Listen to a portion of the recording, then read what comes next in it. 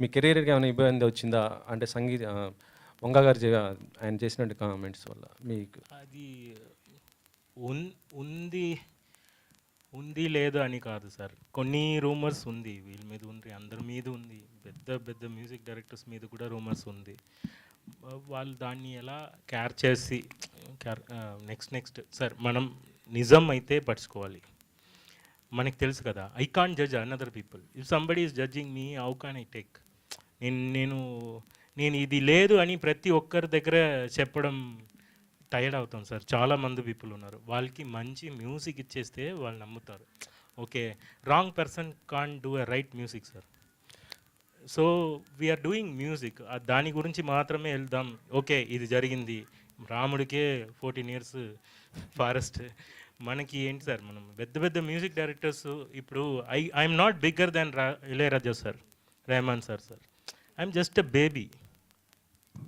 నేను నేర్చుకుంటున్నా, ఇలా మాట్లాడకూడదు, కొన్ని డైరెక్టర్స్తో ఇలా ఉండాలి, కొన్ని డైరెక్టర్స్తో ఇలా ఉండకూడదు, నేర్చుకుంటున్నా. నా దగ్గర చిన్న చిన్న ఫ్లాస్ ఉండొచ్చు, మేబీ నాకు తెలియట్లేదు. అదే ఇన్సైడ్ స్టోరీ, నేను ఆల్రెడీ చెప్పాను. అది బయట వచ్చి చెప్పడం, ఇప్పుడు నాకు ఇక్కడ వచ్చి నన్ను చాలా, ఇప్పుడు వీళ్ళు హాస్పిటాలిటీ ఇస్తున్నారు, మీరందరూ మాట్లాడుతున్నారు. నేను అక్కడేంచి వచ్చి నన్ను ఎలా అక్సెప్ట్ చేస్తారో లేదో అన్న భయంతో వచ్చాను. చాలామంది పీపుల్ నన్ను బిడ్డలాగా చూసుకున్నారు, హాస్పిటాలిటీ ఇచ్చారు. ఒకరి గురించి బయట చెప్పకూడదు అన్న మేనర్స్ని నాకు నేర్పించినది తెలుగమ్మ. ఓకే, ఆ మేనర్స్ నాకు నేర్పించింది ఇక్కడ వీళ్ళు అందరూ, పెద్దవాళ్ళందరూ. సో అది ఆ మేనర్స్, అది నేను కాపాడుకోవాలి.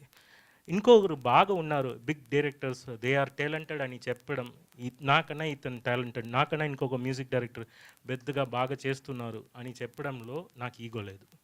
సో నాకు ఈగో లేదు, మేనర్స్ ఉంది అంతే.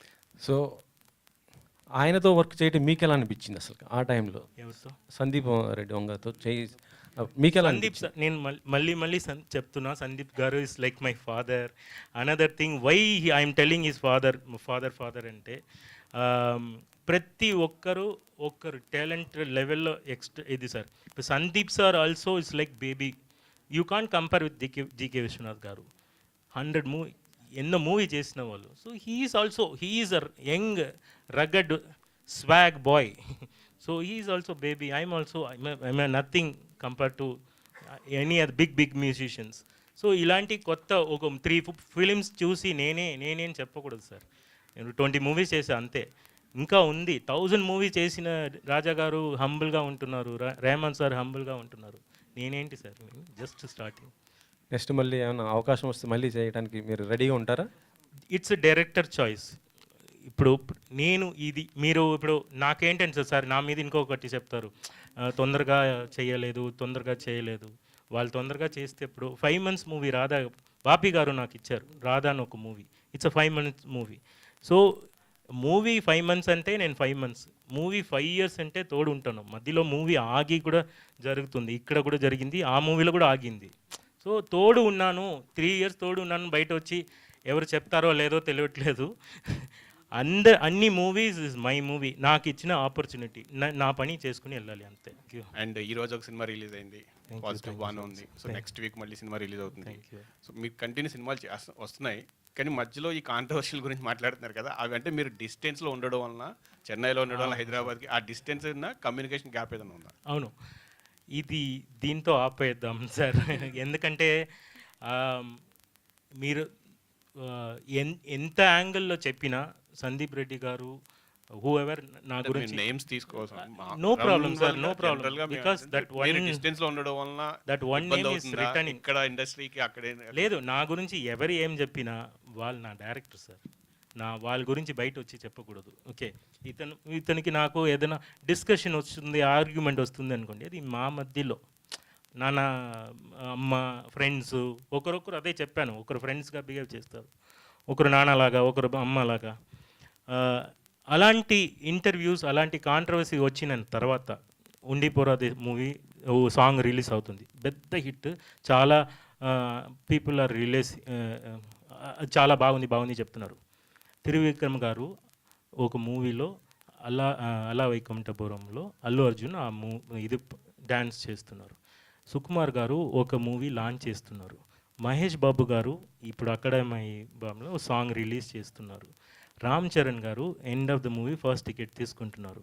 చాలా మంచి పీపుల్ ఇన్ ఇండస్ట్రీలో నన్ను పైకి ఎక్కడానికి చాలా హెల్ప్ చేస్తున్నారు. కీరవాణి గారు, డిఎస్పి గారు, తమన్ గారు సాంగ్ బాగుంటే ఫోన్ చేసి బాగుందిరా బాబు అన్నట్టు చెప్తున్నారు. అనదర్ థింగ్, నాకే అలా దానికి అది బాధ ఉందనుకోండి, అప్పుడే బయట వచ్చి నేను సరే వాళ్ళు ఇలా చేశారు నేను ఇలా చేశారు అన్నట్టు ఎక్స్పెక్టేషన్ ఏంటి, అతను తిట్టారు నేను తిట్టాలా? లేదు, అది నేను రదన్. నా గురువు గారు Rahman sir, he chose love. Hate and లవ్లో ఆస్కర్ డైలాగ్ అదే కదా. So choose love. మనం ఇలా ఉండడం, నేను ఇలాగే సార్. కోపం వస్తే చూపిస్తాను, మళ్ళీ నెక్స్ట్ మినిట్ నా తప్పేంటి నేను ఫీల్ అవుతాను, నెక్స్ట్ ఏం కరెక్ట్ చేసుకోవాలి. ఎలాంటి మూవీకి సంబంధించిన ఒక్క ట్రాక్లో నా క్వాలిటీ సఫర్ అవ్వదు. ఇప్పుడు ఇలా చెప్పారు అని నేను చెత్త ట్రాక్ ఇచ్చి పోదు ర్యాప్ చేసి, లేదు 1 minute ట్రాక్ ఇచ్చాను, అది ఇది ఏదో డైలాగ్స్ వచ్చింది, కానీ అది దాన్ని మిక్స్ చేసి మాస్టర్ చేసి బయట రెహమాన్ సార్ స్టూడియోలో జరిగింది ఇవన్నీ. అర్జున్ రెడ్డి బయట వచ్చి అబ్బా హిట్ అని చెప్పినప్పుడు నాకు ఐఎమ్ కాన్సన్ట్రేటింగ్ ఆన్ దట్. ఇవన్నీ వస్తుంది సార్, వస్తుంది పోతుంది. మీరు కూడా టుమారో ఇతను ఎలా గుడ్ బాయ్ ఇమేజా, కవర్ చేస్తున్నారా, కవర్ డ్రైవా, ఇవన్నీ చెప్తారు. ఇప్పుడు సందీప్ గారు పెద్ద డైరెక్టర్, దానికి ఇతను కవర్ చేస్తున్నారు, ఇలాంటి డైలాగ్స్ వస్తుంది సార్. నేను అప్పుడు అందాల రాక్షసి చేశాను. ఎవడే సుబ్రహ్మణ్యం పెద్ద మూవీ సార్. నాగశ్విన్ నవ్వు తిట్టడమే రాదు, చాలా స్వీట్. హను రాఘవపుడి ఒక యాంగిల్. సో అందాల రాక్షసి, ఎవడే సుబ్రహ్మణ్యం పెద్ద మూవీ చేసినప్పుడు సందీప్ గారిని ఫస్ట్ ఫ్యాన్ బాయ్గా ఇతను బాగా చేస్తారు అని అక్సెప్ట్ చేసుకుని ఫస్ట్ అగ్రిమెంట్లో సైన్ చేసి వీఆర్ వర్కింగ్. అప్పుడు సందీప్ గారు నో నేమ్. సో స్టార్టింగ్లో సందీప్ ఇప్పుడు నాకన్నా పెద్ద guy, because his knowledge like that only. ఆ టైంలో అతన్ని నమ్మాను కదా. సో అలా నమ్మి అతనితో వర్క్ చేసిన అదే fan. Next Tamil version of Arjun Reddy నేను చేశా.